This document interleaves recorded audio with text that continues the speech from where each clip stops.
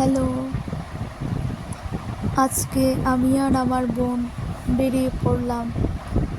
ও নাকি রেস্টুরেন্টে যাবে, তো বৃষ্টিও হচ্ছিল, তার জন্য তো আর বেরোতে পারছিলাম না। তো হঠাৎ করে ও এই রেস্টুরেন্টটাতেই যাবে। আমি কিছুদিন আগে গেছিলাম, তো তার জন্য তো এটাতে ওকে নিয়ে গেলাম। তারপর এই ফটো তুললাম, ওকে তুলে দিলাম। তারপর একটু খাওয়া দাওয়া করলাম। তারপর বৃষ্টি আবার পড়লো, বাইরে বসেছিলাম। তারপর আবার ভেতরে গিয়ে বসলাম।